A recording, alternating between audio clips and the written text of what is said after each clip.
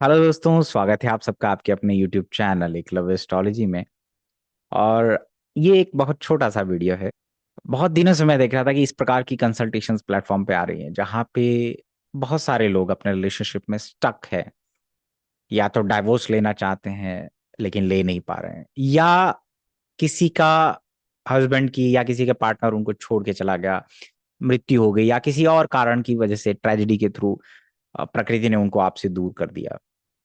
तो कई बार हम क्लियर पाथ ढूंढते हुए ज्योतिष में आते हैं। तो डेफिनेटली आपकी जो जर्नी है ज्योतिष के अंदर, तो वो स्कॉर्पियो से स्टार्ट होती है या अष्टम भाव से स्टार्ट होती है।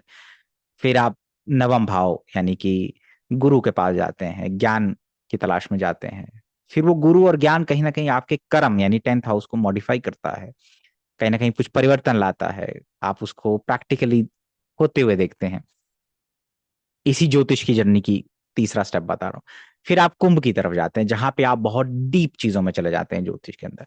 फिर अल्टीमेटली आप इससे भी ऊपर जाते हैं, यानी कि आप मीन राशि में यानी कि 12वें भाव की तरफ जाते हैं। त्याग, एक्सेप्टेंस और टोटली सरेंडर, चीजों को आपको समझ में आ जाता है। आप छोड़ देते हैं, त्याग देते हैं बहुत सारी चीजें, और आप अपने अंदर एक बहुत आइसोलेशन और एक रिलीफ महसूस करते हैं। तो आपकी जो ज्योतिष की जर्नी है वो अष्टम भाव से स्टार्ट होती है, 12वें भाव तक जाती है। जितने भी आप में से ज्योतिष के स्टूडेंट हैं, जो सीख रहे हैं, कोर्सेज कर रहे हैं, आपके साथ ये होगा कि आप कुंभ तक पहुंचेंगे। कुंभ में जब आप पहुंच जाएंगे तो आप नई नई चीजें खोजेंगे, इवॉल्व। क्योंकि ज्योतिष को जिंदा रखता है जब आप नई नई चीजें करेंगे, क्योंकि देश काल पात्र बदल रहा है। इवॉल्व होना इसकी एक ऑक्सीजन है, ज्योतिष की ऑक्सीजन है इवॉल्व होते रहना। जैसे अभी एआई आ गया, क्लाउड आर्किटेक्ट आ गया, साइबर सिक्योरिटी आ गया। तो जैसे मान लो कोई प्रोफेशन में पूछेगा कि क्या मैं इस फील्ड में जा सकता हूँ, तो अगर मुझे ही नहीं पता होगा इन प्रोफेशंस के बारे में, मॉडर्न प्रोफेशन के बारे में, तो मैं क्या बताऊंगा किसी और को। तो ये होता है कुंभ, जब जहाँ पे चीजें इवॉल्व होती हैं, जहाँ पे नए नए क्रिएशन होंगे जरूर। आधार वही रहेगा लेकिन इवॉल्व होगा। 3000 साल पुराने जो नियम थे वो आज लागू नहीं होते हैं ज्योतिष में, क्योंकि समय बदल रहा है, देश काल पात्र बदल रहा है। तो ज्योतिष ऐसे ही इवॉल्व होता है। प्रत्यक्ष दर्शन शास्त्र है, आप प्रत्यक्ष अनुभव करते हैं, चीजों का सामने देखते हैं, और उससे फिर आपको बहुत सारा विजडम प्राप्त होता है। तो ये एक छोटी सी चीज है। अब अष्टम भाव का जो ट्रांसफॉर्मेशन है बहुत पेनफुल होता है, बहुत आपके जीवन में। जैसे आपको जब कोई छोड़ के जाता है, या जब आप किसी से सेपरेट होते हैं, जब जिसके साथ आपने समय बिताया, या रिलेशनशिप में स्पेशली, तो वो एक डेथ की तरह होता है, मृत्यु की तरह ही होता है। तो ये अष्टम भाव में होता है। तो ऐसा क्यों होता है कि आपके जीवन से कुछ लोग आपसे छिन जाते हैं, या आपसे दूर हो जाते हैं, सेपरेट हो जाते हैं? क्यों? पहला जवाब आपको देता हूं कि क्योंकि आपकी हो सकता है एक आध्यात्मिक यात्रा में वो बाधा थे, तो अब प्रकृति ने उसको आपसे दूर कर दिया। आप उसकी वजह से स्टक थे, लाइफ में फंसे हुए थे, अब वो आपसे दूर हो गए। जैसे मान लीजिए, आप हो सकता है कि बहुत बड़े राइटर बनने वाले हो, लेकिन आप अपने रिलेशनशिप या अपनी दूसरी चीजों की वजह से फंसे हुए थे, नहीं कर पा रहे थे चीजें। आपका जो दूसरी यात्रा थी वो रुकी हुई थी। तो जब तक वो पीछे छूटेगा नहीं, तब तक वो यात्रा आगे बढ़ेगी नहीं। तो जब आपके जीवन से कोई जाता है, तो समझ जाइए कि अब आपकी कोई दूसरी यात्रा शायद शुरू होनी थी, या उस यात्रा में वो बाधा थे, तो अब वो बाधा दूर हो गई है। प्रकृति ने आप दूर कर दिया। हालांकि जब दूर करते हैं, मैंने कहा, ट्रांसफॉर्मेशन होता है, पेनफुल होता है, स्ट्रगल और बहुत सारी चीजें आपको समझ में आती हैं कि आपके आसपास ऐसी सिचुएशन बनती है। स्पेशली जब आपके 8th हाउस की दशा, 8th हाउस एक्टिव होगा, स्कॉर्पियो की दशा, स्कॉर्पियो में बैठे हुए प्लैनेट जब आएंगे, तो आपके आसपास ऐसा होगा। दूसरा जो इसका जवाब है वो ये है कि आपका जितना उनके साथ इवॉल्व होना लिखा था, जितने लेसन आपको मिलने थे, वो मिल गए। ठीक है, सैटर्न आपको लेसन देता है, क्योंकि शनि कर्म का कारक है। तो जब आपको वो लेसन मिलने थे वो मिल गए। आपको जितना इवॉल्व होना था उनके साथ आप हो गए। अब आपको दूसरी यात्रा में जाना है। ठीक है। और तीसरी बात, जब चीजें आपको बहुत स्टक लगे, जब आपको कोई रास्ता नजर आए, तो फ्लो में चलना चाहिए। तब आपको चीजें छोड़ देनी चाहिए, भगवान भरोसे छोड़ देनी चाहिए, क्योंकि उससे आपको शांति प्राप्त होती है। मैं आपको एक प्रैक्टिकल एग्जांपल बताता हूँ। अभी कुछ दिन पहले हमारे प्लेटफॉर्म पे कंसल्टेशन था। तो केतु पंचम भाव में, कन्या राशि में है, वृषभ लगन की पत्रिका है। अब बुध जो है सप्तम भाव में बैठा हुआ है, स्कॉर्पियो में। ठीक है, शनि के साथ। तो हमारे लाइफ में ट्रबल है, लेकिन दशा क्या चल रही है? राहु की दशा। जैसी राहु की दशा चल रही है, तो व्यक्ति फॉरेन जा रहा है, शादी हो रही है, कोई ना कोई जीवन में आ रहा है, अटैचमेंट हो रही है उससे। लेकिन जैसे जैसे वो खत्म हो रही है दशा, वो एक जो मेन इवेंट है लाइफ का, वो जो अटैचमेंट है वो डिटैचमेंट में जा रही है। क्योंकि राहु की दशा में ऐसा होता है, कोई चीज जब शुरू होती है, आते आते वो चीज या नया रूप ले लेती है, या खत्म हो जाती है, या सेपरेट हो जाते हैं। जैसे आप फॉरेन गए, आपने ये काम किया वो किया राहु की दशा में, लेकिन उसके बाद जैसे ही राहु की दशा खत्म हुई, सब कुछ समाप्त हो गया, क्योंकि नया फ्रेश कुछ स्टार्ट हो रहा है। ठीक है। तो राहु की दशा है तो उनके जीवन में वो स्टक है, कहती मैं कुछ नहीं कर पा रही हूँ, क्योंकि मुझे समझ नहीं आ रहा मैं करूँ क्या, क्योंकि रिलेशनशिप में है, रहूं ना रहूं। तो मैंने जब दशा गोचर देखा तो मैंने कहा कि ये योग देखे, तो डाइवोर्स था उस चार्ट में। तो मैंने उनको सजेस्ट किया कि आपके चार्ट के अंदर डाइवोर्स है। तो उन्होंने पूछा कि मैं क्या करूं, फिर मेरे जीवन में पर्पस क्या है। बहुत सारे लोग हैं आप में से कि मेरी शादी नहीं हो रही, शादी नहीं हुई तो मैं क्या करूंगी, मेरे पास कुछ नहीं है।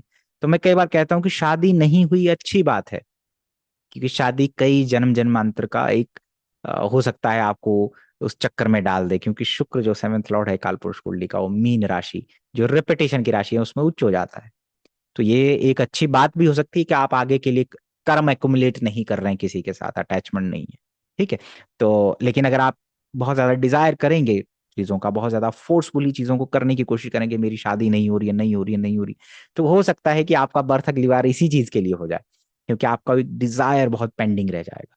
तो जब नहीं हो रही हो, अपने हाथ में नहीं है, तो चीजें समय पर छोड़ देनी चाहिए। तो अब उन्होंने पूछा कि मेरा पर्पज क्या है, फिर मैं उसके बाद क्या करूंगी, या मुझे क्या करना चाहिए। चलिए ये गाइडेंस मुझे आपसे मिल गया, क्योंकि धनु राशि या नाइन्थ हाउस आपको अष्टम से बाहर निकालता है, गुरु ज्ञान है ना, वो आपको बाहर निकालता है, आपको क्लैरिटी देता है, आपको पाथ दिखाता है, आपको एक रास्ता दिखाता है। तो मैंने ऐसे ही उनको बार बार कहा कि आप छोटे बच्चों से जुड़ा कुछ करेंगे, छोटे बच्चों से जुड़ा कुछ करना चाहिए आपको, जब भी आप छोटे जीवों की सेवा करें, ये मैंने कहा, क्योंकि केतु कन्या का है पंचम भाव में। तो कुछ समय बाद उन्होंने कहा, बातें हुई तो उन्होंने कहा कि मैं छोटे बच्चों के लिए एक अ, क्योंकि वो डेंटिस्ट थी, डेंटिस्ट का चार्ट है ये, केतु कन्या का है, मरकरी स्कॉर्पियो में है। Ketu is the root, root canal, और ये टीथ है ना, मंगल उसके त्रिकोण में बैठा हुआ है। नाड़ी आपको बहुत अच्छे से समझाती है कि वो क्यों डेंटिस्ट है।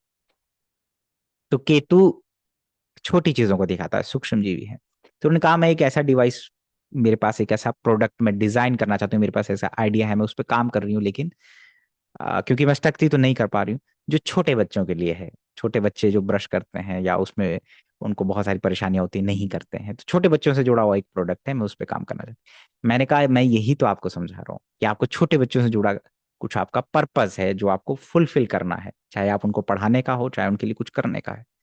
अब आप देखिए कि उनके पास वो आइडिया है, वो चीज है, वो एक पर्पस है उनके पास, लेकिन वो स्टक थी अपने रिलेशनशिप की वजह से, समझ नहीं पा रही, क्लैरिटी नहीं थी।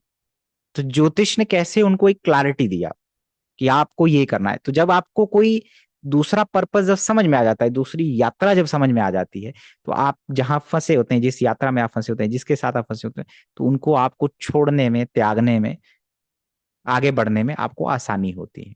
यही ज्योतिष आपको देता है। तो जब आपको ये लगे कि मुझे मजा नहीं आ रहा उसके साथ, मैं उसको छोड़ क्यों दिया, वो मुझे छोड़ के क्यों चला गया, या प्रकृति ने उसको मुझसे दूर क्यों किया, क्यों, क्योंकि आपकी एक यात्रा उनकी वजह से हो सकता है रुकी हुई थी, रुकावट थी, वो आपकी एक आध्यात्मिक यात्रा में या आपकी किसी बहुत बड़े पर्पज में वो कहीं ना कहीं रुकावट थे।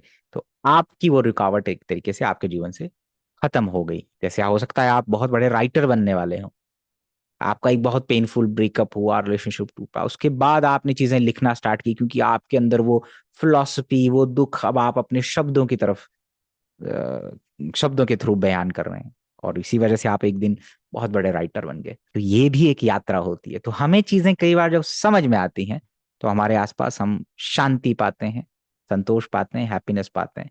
तो एक छोटा सा वीडियो है कि कैसे एट्थ हाउस और स्कॉर्पियो हमारे जीवन का एक पेनफुल ट्रांसफॉर्मेशन होता है, लेकिन वही हमारे एक सीड होता है, एक नई यात्रा का एक बीज होता है। तो अगर आप इसको समझ गए, तो आपके लिए जवाब, जो बहुत सारे लोग आप में से स्टक हैं, फंसे हुए हैं, दुखी हैं, आइसोलेशन में है, लोनली फील करते हैं, आपको ये बात समझ में आएगी। ठीक है, आज के लिए इतना ही, लेते हैं विदा।